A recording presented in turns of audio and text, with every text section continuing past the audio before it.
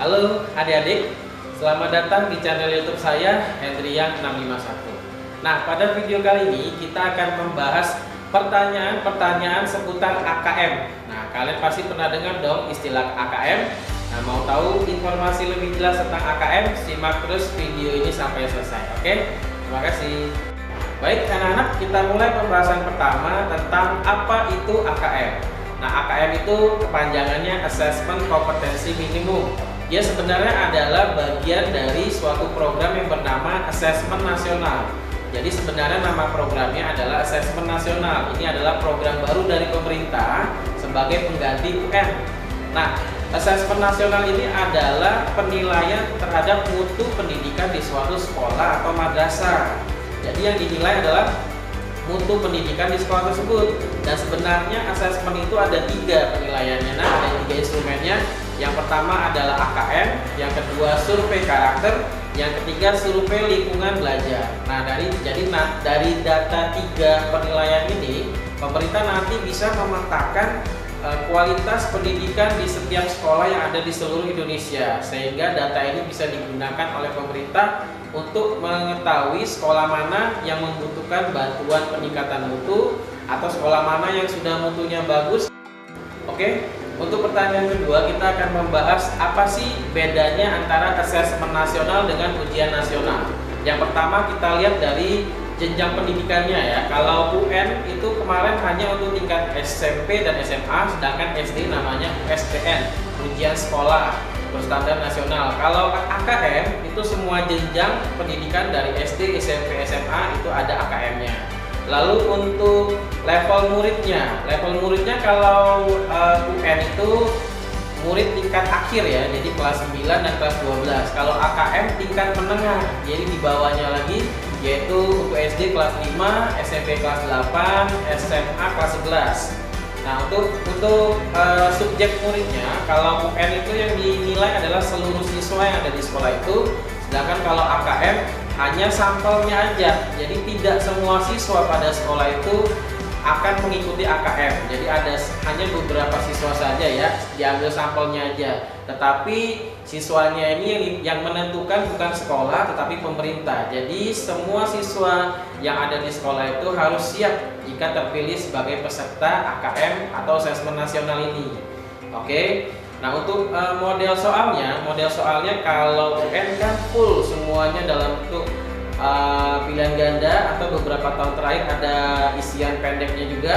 Tapi kalau untuk AKM nanti dia ada 36 soal. Dari 36 soal itu nanti ada soal pilihan ganda, ada pilihan ganda kompleks, ada isian pendek, menjodohkan, dan uraian. Nanti akan kita bahas satu persatu. Oke, untuk pertanyaan ketiga, siapa sih yang mengikuti asesmen nasional?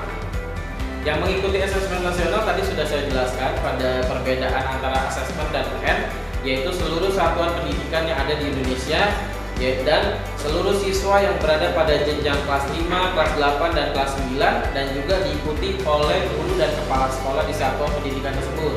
Nah, mungkin kalian bertanya-tanya ya, kenapa sih harus yang kelas 5, kelas 8, dan kelas 9? Jadi tujuan pemerintah memilih jenjang menengah untuk mengikuti asesmen nasional supaya siswa-siswa ini masih bisa merasakan perbaikan mutu pendidikan di sekolah tersebut. Kalau dinilainya di kelas 5 lalu hasilnya nanti keluar di kelas 6-nya kan dia bisa merasakan perbaikan mutu pendidikan di sekolahnya. Atau yang kelas 8 nanti di kelas 9-nya bisa juga merasakan perubahan setelah dia mengikuti asesmen nasional. Karena kalau pada tingkat akhir kan setelah hasilnya keluar mereka sudah pindah ke tingkat yang lebih tinggi lagi. Itulah tujuan pemerintah kenapa memilih siswa yang berada pada jenjang menengah. Oke, terima kasih.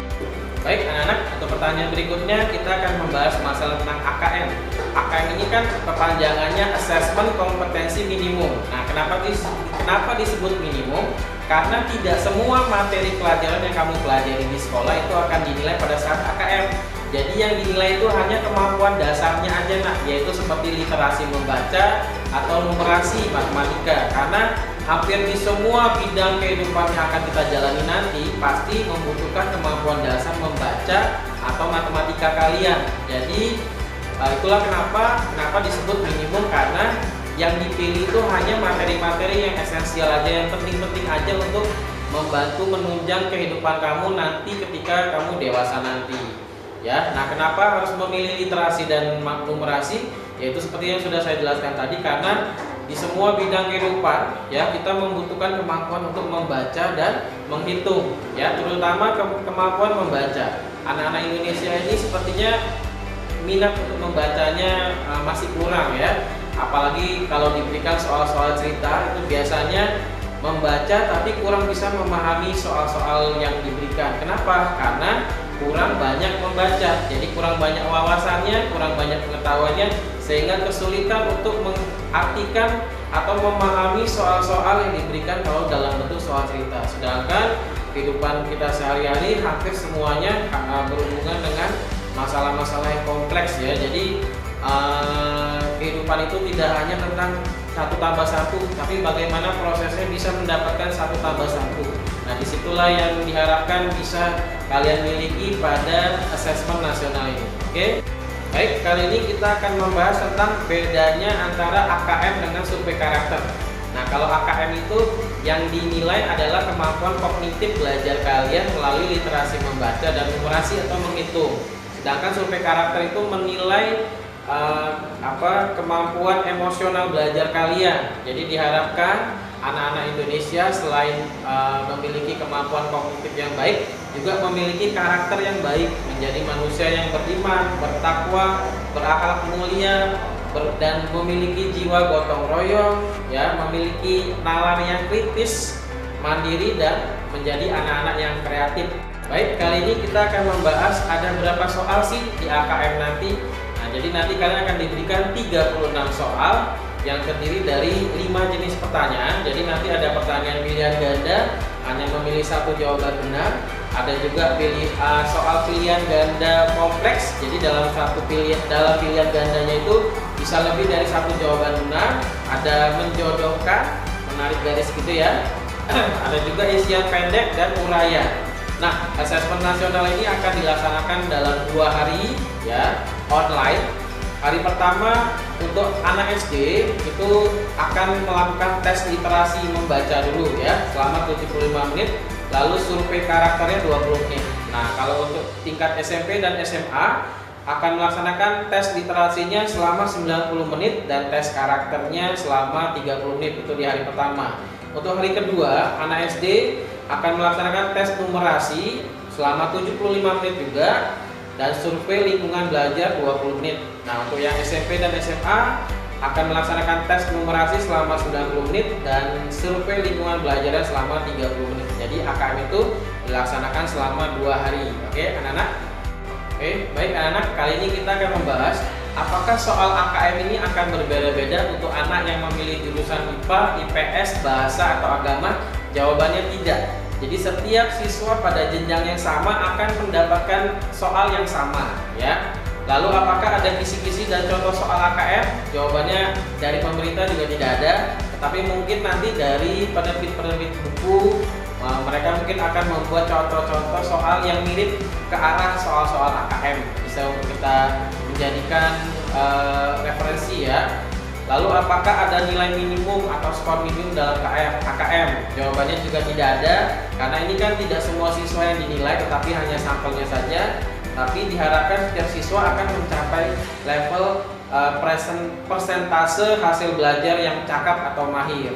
Jadi anak-anak mulai sekarang ya, kalau kalian belajar, mulailah belajar dengan memahami konsep dari setiap materi yang kalian pelajari. Jadi jangan cuma dihafal saja tapi tidak mengerti apa yang kalian hafal. Jadi kalian harus belajar dari konsep dasarnya, harus paham ya setiap materi yang kalian pelajari itu kenapa bisa seperti itu, kenapa kita mempelajarinya gitu ya, supaya kalian memiliki pemahaman yang benar dan bisa menggunakan penalaran kalian untuk menyelesaikan masalah sehari-hari kalian nanti. Nah, setiap jawaban yang saya berikan itu saya dapatkan informasinya dari berbagai sumber media cetak ya, seperti dari kompas.com atau blog Ruang Guru. Nah, atau jadi kalau kalian mau mengetahui informasi lebih jelas tentang AKM, kalian bisa searching di internet ya. Jadi saya minta maaf apabila jawaban-jawaban yang saya berikan pada video kali ini ada yang kurang berkenan. Terima kasih.